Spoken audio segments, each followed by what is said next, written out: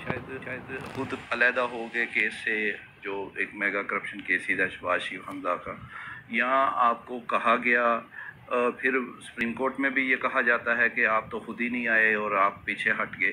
तो ये असल हकीकत क्या है इसमें? नहीं, मुझे इसमें एक्सप्लेनेशन देने की किसी को ज़रूरत नहीं है। अगर सुप्रीम कोर्ट पूछेगी तो वो रिकॉर्ड उनके सामने है और वो रिकॉर्ड खुद ही बताएगा कि 16/2 को मिनिस्ट्री ऑफ लॉ मेरा नोटिफिकेशन करती है और 18 को पहली तारीख को मैं पेश होता हूँ। उसके बाद कंटिन्यूसली मैं पेश होता रहता हूँ। फिर ये नो कॉन्फिडेंस का इशू चलता है। तो उस दरमियान में फिर आकर ये पूछते अपना मुझे 10 तारीख को इन्वेस्टिगेटिंग ऑफिसर कॉल करता है और मैसेज देता है डीजी का 10 अप्रैल को कि आपने कल कोर्ट में नहीं आना क्योंकि ये वजीर आजम और वजीर आला बनने जा रहे हैं, तो आपने नहीं तशरीफ लानी। तो मैंने कहा ठीक है, मैं कौन सा। और पहले मेरा कम्युनिकेशन था डॉक्टर रिजवान के साथ, हुआ सा डीजी प्रोविंशियल डीजी थे, वो इससे पहले रिमूव कर दिए गए थे। तो लिहाजा आईओ ने मुझे कॉल की और वो मैंने कोर्ट को लिख कर दे दिया कि मैं माजरत ख्वाह क्योंकि मुझे इस तरह मैसेज आया तो मैं नहीं पेश होऊंगा। और ये कहा जा रहा है कि जी मैं पेश नहीं हुआ था इसलिए मुझे रिमूव किया गया। ऐसी तो कतन कोई बात नहीं। ऑर्डर शीट मौजूद है, उसमें देख लें कि मैं इस एप्लीकेशन देने के बाद तो फिर मेरा जवाब नहीं बनता था जाने का। सर, वर्बल आपको कहा गया कि आप ना जाएं, तो आप माशाल्लाह इतने टॉप के वकील हैं, स्पेशल प्रोसिक्यूटर थे एफआई, तो आपको रिटर्न नहीं चाहिए था इसके लिए? देखिए, चीज़ें जिस तरीके से मूव कर रही थी, कम्युनिकेशन जो था मेरा तो डॉक्टर रिजवान साहब के साथ, उनको रिमूव कर दिया गया, तो सामने चीज़ें नज़र आ रही थी। तो मैं को किसी के साथ जाती केस थोड़ी लड़ रहा था। मैं तो एक अपनी प्रोफेशनल ड्यूटीज़ पूरी कर रहा था। जैसे प्रोफेशनली मुझे एंगेज किया अगर मैं प्रोफेशनल ड्यूटीज़ कर रहा था, तो द हायरिंग अथॉरिटीज़ ने जब मुझे कन्वे कर दिए कि आपने नहीं जाना, मगर उसके अलावा फिर मैंने सब्सिक्वेंटली मिनिस्ट्री ऑफ लॉ जिन्होंने मेरा नोटिफिकेशन इशू किया था उनको लेटर भी लिखा हुआ है। अच्छा जी, मैंने लिखा था लेटर उनको। फिर मैंने बल्कि 11/5 को उनको लेटर दोबारा लिखा कि जनाब मुझे मेरा स्टेटस बताएं, मैंने इस केस में जाना है कि नहीं, जिसका जवाब अभी तक मुझे नहीं मसूल हुआ।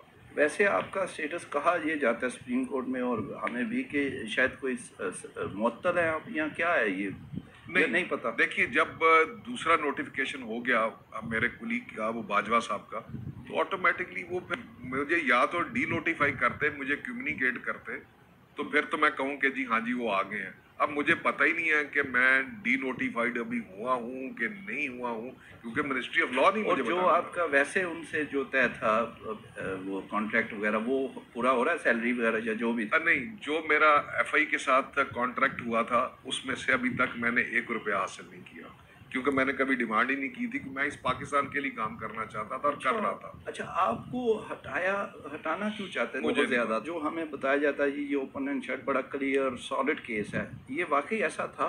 जी बिल्कुल, केस ऐसा ही है। देखिए, ये मनी लॉन्ड्रिंग का केस जो है ना, ये अपनी नौयत का एक पाकिस्तान में एक नई चीज़ होनी थी, क्योंकि इसके लिए ना हमारे अभी तक वकला ने कोई प्रेसिडेंट है, ना कोर्ट्स की प्रेसिडेंट्स हैं, कोई मतलब we are not factually train for all this money laundering.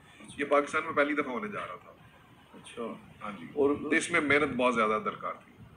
और वो मेरे ख्याल आदि तो डॉक्टर रिजवान कर चुके थे। डेफिनेटली बड़े हार्ड वर्किंग थे और उन्होंने काफ़ी उस पर काम कर चुके थे, बल्कि किया ही उन्होंने था और उनकी टीम ने। मुझे तो कोर्ट में प्रेजेंटेशन के लिए और कोर्ट की असिस्टेंस के लिए एंगेज किया गया था ना। देखिए, केस तो उन्होंने तैयार किया था सारा।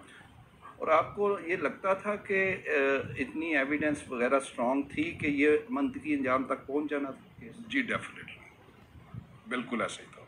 और ये आपको कितना अरसा लग रहा था कि 6 महीने साल में ये हो जाना था या ज़्यादा अरसा लगना था? डिपेंड करता है कि जी कोर्ट कैसे प्रोसीड करती है। ये 5-6 माह में केस हो जाना। और फर्द जुर्म सर कितना अरसा ऐसे लटकाई जा सकती, उसकी भी कोई लिमिट नहीं है या कोई है?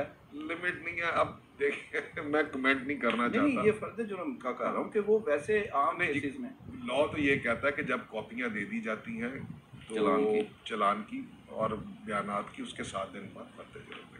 तो कोई आपको तो नहीं किसी ने अप्रोच? नहीं, मैं प्रोफेशनली इंगेज हुआ। मैं किसी इंडिविजुअल के ना खिलाफ था, ना इंडिविजुअल के लिए हुआ। मैं पाकिस्तान के लिए काम करना चाह रहा था, ठीक है, और प्रोफेशनली काम है। इसी तरह डॉक्टर साहब कर रहे थे और कोई ऐसी बात नहीं कि कभी मुझे किसी ने कहा हो। तो सुप्रीम कोर्ट जब वो कह रही है कि दोबारा लोगों को उन्हीं को लगाएं जो आपने इस केस में किए, तो अगर आपको कहा जाता है दोबारा कोर्ट की जानिब से कि आप ही इसको बीइंग ए प्रोसिक्यूटर देखें, तो आप करेंगे? मैं देखिए जी, मेरा सारा प्रोफेशनल कैरियर रहा है। अब इतनी कंट्रोवर्सी के बाद मेरे मेरा जो तरीकाकार है मैं उसको फिर मुनासिब नहीं समझूंगा। मेरी देखिए जी, पॉलिटिकल एफिलिएशन किसी के साथ भी नहीं है, और अगर होती तो शायद मैं इस केस में ना आता। अच्छा, आप जैसे आपके बारे में की जा रही है एफआईए की जानिब से सुप्रीम कोर्ट में कि वो आते नहीं थे, गैर हाजिर